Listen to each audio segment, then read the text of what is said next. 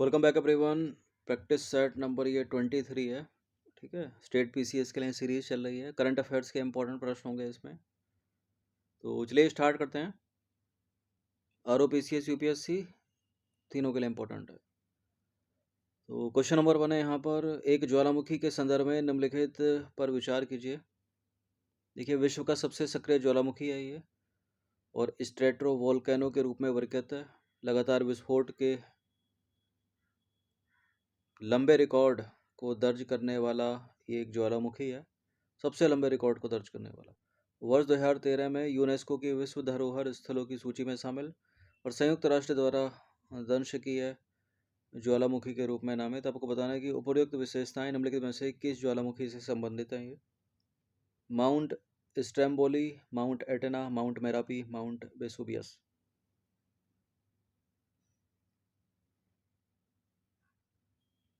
देखिए, ये एक एक्टिव वोल्केनो है जिसमें एक उद्गार हुआ है। ठीक है, इटली का है ये और इसका आंसर है mount Etna. Option number D है इसका आंसर। ठीक है, ये फुटेज भी आपने देखी होगी सोशल मीडिया पर। नीचे नीचे पर्यटक भाग रहे हैं और ये ऊपर उद्गार हो रहा है। तो माउंट एटना है ये। क्यों है न्यूज़ में? क्योंकि 2 जून 2025 को यूरोप के सबसे सक्रिय ज्वालामुखी माउंट एटेना में तीव्र विस्फोट हुआ, यानी उद्गार हुआ। माउंट एटेना के बारे में, यह भूमध्य सागरीय द्वीप का सबसे ऊंचा पर्वत है और दुनिया का सबसे सक्रिय ज्वालामुखी है, यानी एक्टिव वोल्केनो। यह लगातार विस्फोट के सबसे लंबे रिकॉर्ड को दर्ज करने वाला ज्वालामुखी भी है। अवस्थिति की बात करें तो यह यूरेशियन और अफ्रीकी विवर्तनिकी प्लेट्स के बीच इटली में, कहाँ पर? इटली में सिसिली द्वीप के पूर्वी तट के पास स्थित है। इटली के अन्य ज्वालामुखियों की बात करें, ठीक है, जिसमें सक्रिय और सुप्त दोनों आएंगे। सक्रिय ज्वालामुखी में माउंट एटना, जिसमें अभी उद्गार हुआ है, स्ट्रैम्बोली भी इटली का ही है और वेसुवियस भी इटली का ही है। निष्क्रिय ज्वालामुखी में वोल्केनो है, कैंपी फ्लेग्रेई है और इस्चिया है। इंपॉर्टेंट एक्टिव भी हैं क्योंकि उद्गार होते रहते हैं इनमें। क्वेश्चन नंबर 2 है, फिल्म प्रमाणन के संदर्भ में निम्नलिखित कथनों पर विचार करेंगे। 3 कथन इनमें कौन सा सही होगा? केंद्रीय फिल्म प्रमाणन बोर्ड का गठन कार्यकारी आदेश द्वारा किया गया है। सिनेमेटोग्राफ अधिनियम 1952 की धारा 5B1 के अंतर्गत सामाजिक एवं नैतिक मूल्यों के विरुद्ध फिल्म को प्रमाणन नहीं दिया जा सकता। वर्ष 2021 में फिल्म प्रमाणन अपील न्यायाधिकरण को समाप्त कर दिया गया था। देखिए, केंद्रीय फिल्म प्रमाणन बोर्ड जो है CBFC, वो उसका गठन, वो एक स्टैच्यूटरी बॉडी है, सांविधिक निकाय है।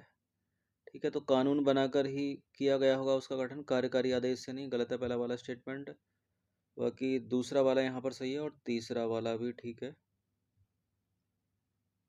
तो जहाँ जहाँ एक है उसको हटा दीजिए, केवल 2 और 3 इसका आंसर है सी। ठीक है, कथन एक सही नहीं है क्योंकि केंद्रीय फिल्म प्रमाणन बोर्ड जो है वो एक सांविधिक निकाय, संवैधानिक नहीं, सांविधिक यानी स्टैच्यूटरी बॉडी है। क्या होती है स्टैच्यूटरी बॉडी? ऐसे संगठन या संस्था को कहते हैं जिनकी स्थापना किसी कानून द्वारा की जाती है, न कि किसी कार्यकारी आदेश से। ठीक है, इन निकायों को कानूनों के तहत विशिष्ट अधिकार, कार्य और जिम्मेदारियां प्राप्त होती हैं। उदाहरण के लिए राष्ट्रीय मानवाधिकार आयोग और कौन सा?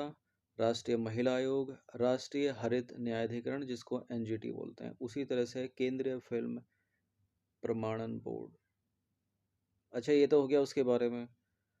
क्यों पूछा गया प्रश्न, क्यों है वो न्यूज़ में? देखिए, केंद्र सरकार ने फिल्मों के लिए संशोधित आयु आधारित प्रमाणन की शुरुआत की है, जिससे माता पिता के मार्गदर्शन के साथ सार्वजनिक प्रदर्शन से संबंधित जो UA टैग की फिल्में होती हैं उनके प्रमाणन का विस्तार किया जा सके। ठीक है, पुरानी प्रमाणन श्रेणियां देख लेते हैं एक बार। केंद्रीय फिल्म प्रमाणन बोर्ड द्वारा पहले 4 मुख्य प्रमाणन श्रेणियां जारी की जाती थी, जो निम्नलिखित थी।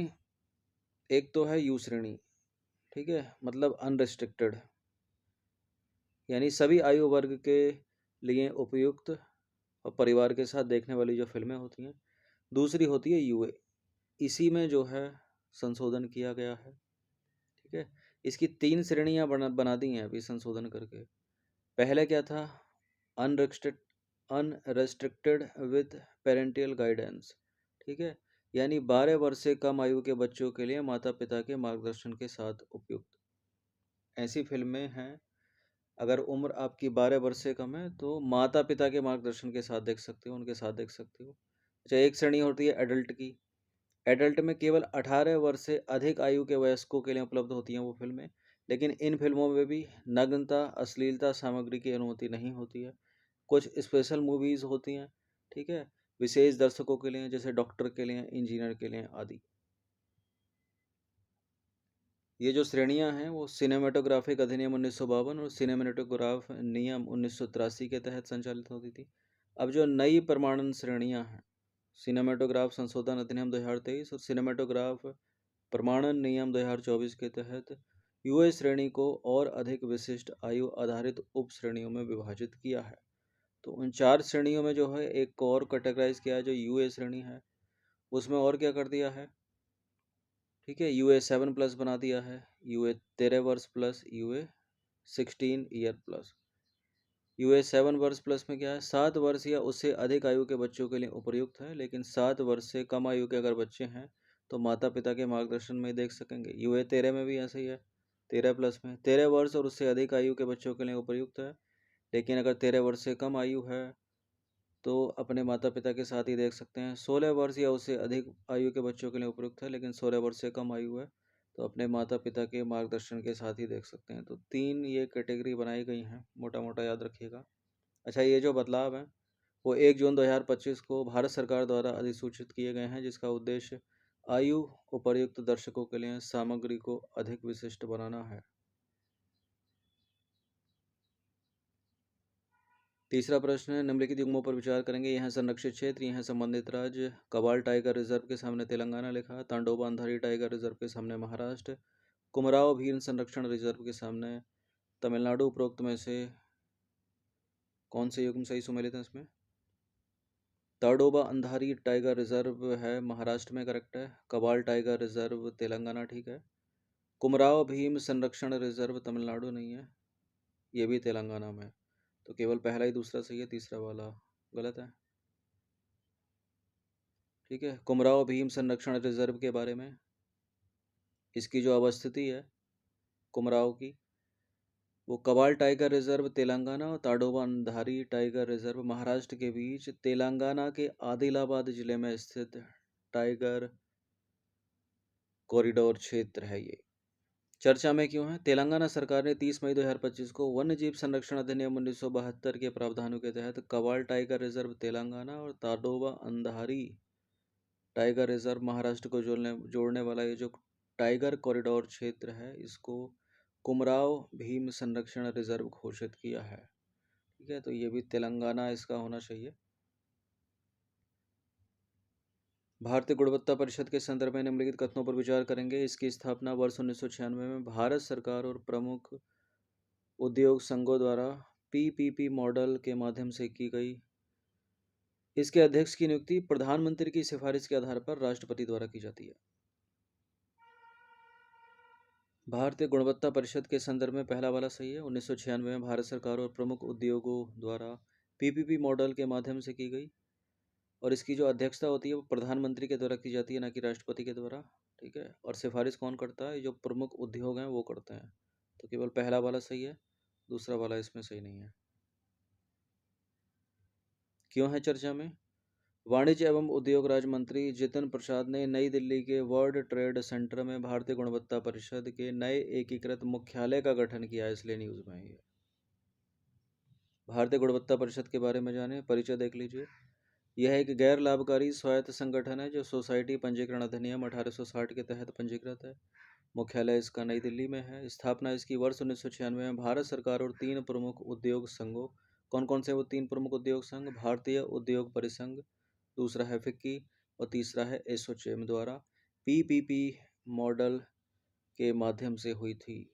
नोडल निकाय इसके लिए, नोडल निकाय है इसके लिए वाणिज्य एवं उद्योग मंत्रालय का औद्योगिक नीति एवं संवर्धन विभाग। उद्देश्य क्या है इसका? भारत में गुणवत्ता आंदोलन को बढ़ावा देना, विभिन्न क्षेत्रों में गुणवत्ता मानकों को विकसित करना और सुनिश्चित करना। अध्यक्ष की नियुक्ति पर आ जाइए, जो दूसरा वाला स्टेटमेंट था। निजी उद्योगों द्वारा सरकार को दी गई सिफारिश के आधार पर प्रधानमंत्री द्वारा की जाती है, ना कि राष्ट्रपति के द्वारा। वर्चुअल डिजिटल असेट्स के संदर्भ में निम्नलिखित कथनों पर विचार करेंगे। ये ब्लॉकचेन तकनीक पर आधारित डिजिटल परिसंपत्तियां हैं।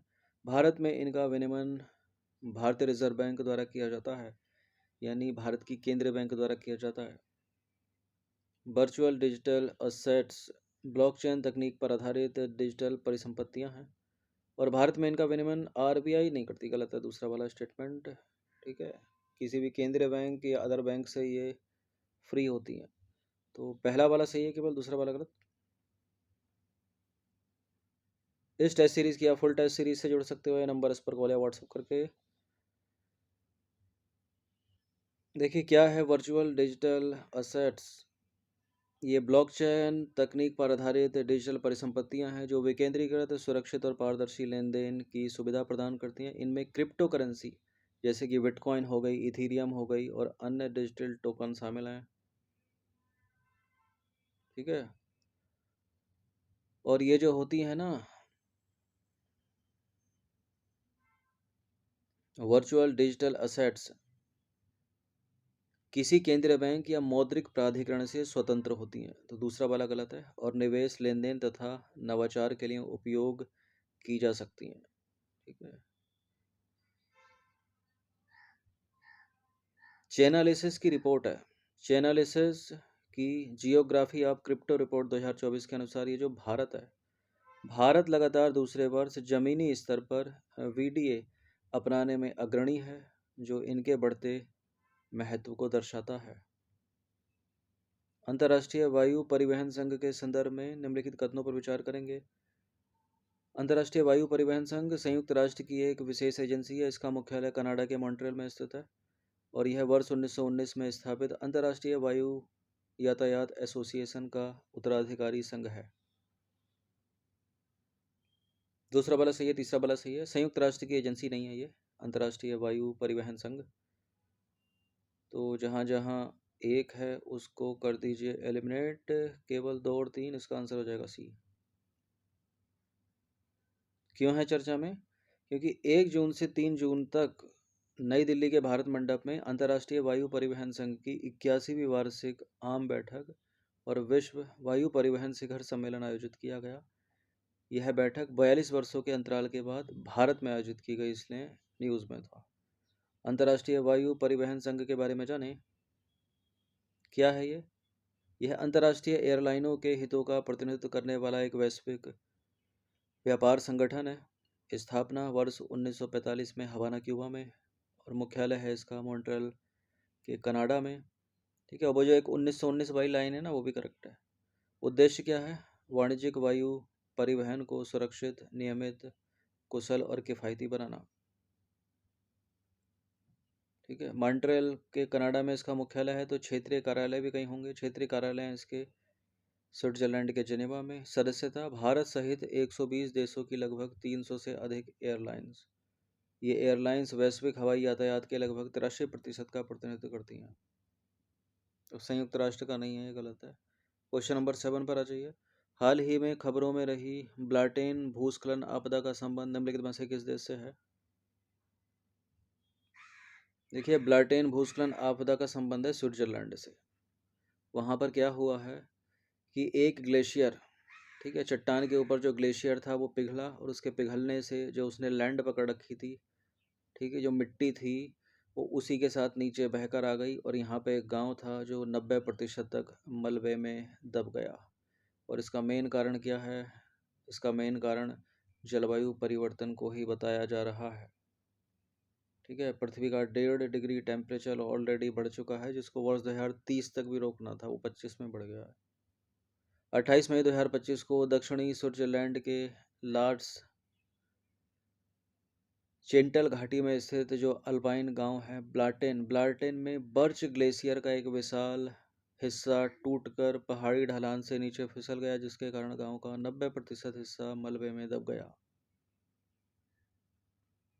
ब्लाटेन भूस्खलन के कारण, ब्लाटेन में भूस्खलन बर्च ग्लेशियर की अस्थिरता के कारण हुआ, इसे जलवायु परिवर्तन से जोड़ा गया है। क्वेश्चन नंबर 8 पर आ जाइए। गोल्ड लोन पर भारतीय रिजर्व बैंक यानी आरबीआई के नए दिशा निर्देश जारी किए गए हैं, उसके संदर्भ में निम्नलिखित में से कौन सा कथन गलत होगा? देखिए, सोने की कीमत का मूल्यांकन 22 कैरेट सोने के आधार पर होगा। ऋण की राशि सोने की कुल कीमत के अधिकतम 75% तक दी जाएगी। ठीक है, ऋण जो है वो वैध स्वामित्व वाले सोने पर दिया जाएगा और गिरवी रखे जाने वाले सोने और चांदी के आभूषणों की व्यक्तिगत सीमा 2 किलोग्राम है।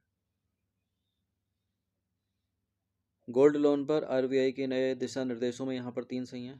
ठीक है, पहला, सोने की कीमत का मूल्यांकन 22 कैरेट सोने के आधार पर होगा और ऋण की राशि सोने की कुल कीमत के 75% तक ही दी जाएगी। ऋण जो है वैध स्वामित्व वाले सोने पर दिया जाएगा। लेकिन गलत है यहाँ पर दूसरा वाला स्टेटमेंट। गिरवी रखे जाने वाले सोने और चांदी के आभूषणों की व्यक्तिगत सीमा 2 नहीं बल्कि 1 किलोग्राम है, इसको याद रखिएगा। तो क्यों है चर्चा में? क्योंकि भारतीय रिजर्व बैंक ने, हमारे केंद्रीय बैंक ने, आरबीआई ने गोल्ड लोन पर विनियामक फ्रेमवर्क के तहत नए मसौदा दिशा निर्देश जारी किए हैं। सीमा और वजन पर नियम देखें तो एक व्यक्ति द्वारा गिरवी रखे जाने वाले सोने और चांदी के आभूषणों का कुल वजन 1 किलोग्राम से अधिक नहीं हो सकता। ठीक है, सोने के सिक्कों की सीमा 50 ग्राम, चांदी के सिक्कों की सीमा 500 ग्राम। बैंक के अलावा किसी और संस्था द्वारा बेचे गए सिक्कों को गिरवी मान्यता नहीं दी जाएगी। 10 प्रश्न है इसमें, 9 पर आ जाइए। नक्शा परियोजना के संदर्भ में निम्नलिखित कथनों पर विचार करेंगे। 3 कथन है, कौन सा इसमें सही होगा? नक्शा परियोजना शहरी क्षेत्रों में भूमि स्वामित्व का सटीक और विश्वसनीय दस्तावेजीकरण पर केंद्रित है और इसका क्रियान्वयन ग्रामीण विकास मंत्रालय के भूमि संसाधन विभाग द्वारा किया जा रहा है। परियोजना का पूरा वित्त पोषण केंद्र सरकार द्वारा किया जा रहा है। इस तरह के प्रश्नों में अधिकतम जो एलिमिनेट होता है वो मंत्रालय ही होता है। क्या मंत्रालय यहाँ पर सही है या गलत है, या कोई और मंत्रालय होगा नक्शा परियोजना के लिए? और क्या पूरा का पूरा वित्त पोषण सेंट्रल गवर्नमेंट करेगी या स्टेट को भी करना होगा? देखिए, नक्शा परियोजना में परियोजना का पूरा वित्त पोषण केंद्र सरकार ही कर रही है और मंत्रालय भी ठीक है, ग्रामीण विकास मंत्रालय के भूमि संसाधन विभाग द्वारा। और पहला वाला भी सही है, यह शहरी क्षेत्रों में भूमि स्वामित्व का सटीक और विश्वसनीय दस्तावेजीकरण पर केंद्रित है। तो तीनों के तीनों करेक्ट हो गए। डी है इसका आंसर, 1 2 3। नक्शा परियोजना के बारे में क्या है? यह परियोजना जो है भारत में डिजिटल रूप से सशक्त भूमि प्रशासन ढांचे के निर्माण की दिशा में एक महत्वपूर्ण कदम है। अच्छा, पूरा नाम भी है इसका, शहरी आवासों का राष्ट्रीय भूस्थानिक ज्ञान आधारित भूमि सर्वेक्षण। ठीक है, यानी नक्शा। नक्शा यानी national geospatial knowledge based land survey of urban habitation. उद्देश्य, भूमि स्वामित्व का सटीक एवं विश्वसनीय दस्तावेजीकरण सुनिश्चित करने के लिए शहरी क्षेत्रों में भूमि रिकॉर्ड का आधुनिकीकरण करना और उन्हें अपडेट करना। इस परियोजना के तहत विस्तृत एवं पारदर्शी भूमि रिकॉर्ड के लिए ड्रोन से सर्वेक्षण किया जाएगा और भूमि स्वामियों को नक्शे उपलब्ध कराए जाएंगे। 10वां प्रश्न है, अंतिम प्रश्न है। न्यू डेवलपमेंट बैंक के संदर्भ में 3 कथन है, कौन सा इसमें सही होगा? न्यू डेवलपमेंट बैंक की बात हो रही है, याद रखिएगा, ना कि एशियन डेवलपमेंट बैंक की। इसकी स्थापना छठे ब्रिक्स शिखर सम्मेलन के दौरान की गई थी। वोटिंग का अधिकार सदस्य देशों के पूंजी अंश के आधार पर होता है और हाल ही में अल्जीरिया आधिकारिक तौर पर 9वें सदस्य के रूप में शामिल हुआ है न्यू डेवलपमेंट बैंक में। न्यू डेवलपमेंट बैंक में जो अल्जीरिया है वो आधिकारिक तौर पर 9वें सदस्य के रूप में शामिल हुआ है, इसीलिए है न्यूज़ में न्यू डेवलपमेंट बैंक। और इसकी स्थापना की घोषणा छठे ब्रिक्स शिखर सम्मेलन के दौरान की गई थी। पहला वाला भी सही है, दूसरा वाला इसमें सही नहीं है। वोटिंग का अधिकार सदस्य देशों के पूंजी अंश के आधार पर नहीं होता है, इसमें सभी को समान अधिकार है इसमें।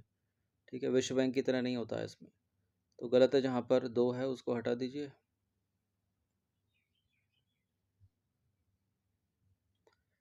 ठीक है, यहाँ 3 कर देते हैं क्योंकि 1 और 3 सही करना है ना अपने को। जहाँ जहाँ 2 है उसको हटा दीजिए, 1 और 3 ही सही होगा। ये 3 है, ठीक है, और नीचे बी होना चाहिए। 3। तो चर्चा में क्यों है? 19 मई 2025 को अफ्रीकी देश अल्जीरिया आधिकारिक तौर पर ब्रिक्स देशों द्वारा जो प्रवर्तित है न्यू डेवलपमेंट बैंक यानी एनडीबी का 9वां सदस्य बन गया है। साथ ही वर्ष 2025 में एनडीबी की स्थापना के 10 वर्ष भी पूरे हो गए हैं। ठीक है, न्यू डेवलपमेंट बैंक के बारे में बात करें तो ब्रिक्स देशों का है यह बैंक। ब्रिक्स देशों द्वारा स्थापित एक बहुपक्षीय विकास बैंक है जिसकी घोषणा ब्राजील के फोर्टालिजा में आयोजित छठे ब्रिक्स शिखर सम्मेलन के दौरान की गई थी और इसका गठन पश्चिमी देशों के वर्चस्व वाले विश्व बैंक और अंतर्राष्ट्रीय मुद्रा कोष जो आईएमएफ है उसके विकल्प के रूप में देखा जाता है। उद्देश्य क्या है? उभरते बाजारों और विकासशील देशों में बुनियादी ढांचे और सतत विकास परियोजना के लिए वित्तीय संसाधन जुटाना। मुख्यालय है इसका चीन में, चीन के संघाई में। तो क्षेत्रीय कार्यालय भी होंगे इसके क्षेत्रीय कार्यालय भारत में भी है। भारत में गुजरात की गिफ्ट सिटी में है, दक्षिण अफ्रीका में है और ब्राज़ील में है। स्थापना 15 जुलाई 2014 के हुई थी। परिचालन प्रारंभ हुआ था इसका 21 जुलाई 2015 से। वर्तमान में अध्यक्ष है डिल्मा रूसेफ। वर्ष 2023 से अगले साल तक है 26 तक। और पहले अध्यक्ष कौन थे इसके? भारत के थे केवी कामत, एनडीबी के पहले अध्यक्ष 2015 से 20 तक। एनडीबी में शामिल जो नए सदस्य देश हैं न्यू डेवलपमेंट बैंक में वर्ष 2021 में शामिल हुआ बांग्लादेश, 2021 में ही शामिल हुआ संयुक्त अरब अमीरात, 2023 में शामिल हुआ मिस्र, अभी हाल ही में शामिल हुआ है अल्जीरिया वर्ष 2025 में। उरुग्वे अभी तक प्रस्तावित है, ऑफिशियल अनाउंसमेंट नहीं हुई है उरुग्वे की। अच्छा, वोटिंग अधिकार देख लीजिए। अब विश्व बैंक के विपरीत जहां वोटिंग अधिकार पूंजी अंश के आधार पर होता है, ठीक है, एनडीबी में ऐसा नहीं होता है। एनडीबी में प्रत्येक संस्थापक देश को एक वोट मिलता है और किसी भी देश के पास वीटो अधिकार नहीं है। तो गलत है दूसरा वाला स्टेटमेंट। प्रारंभिक आधिकारिक पूंजी एनडीबी में $100 बिलियन है। तो 10 प्रश्न थे करंट अफेयर्स के, इनकी प्रैक्टिस कर लीजिएगा। ये नंबर इस पर कॉल या व्हाट्सएप करके आप फुल टेस्ट सीरीज से जुड़ सकते हैं। बाकी सब्सक्राइब रखना है सिविल सर्विसेज स्टडी चैनल को। धन्यवाद।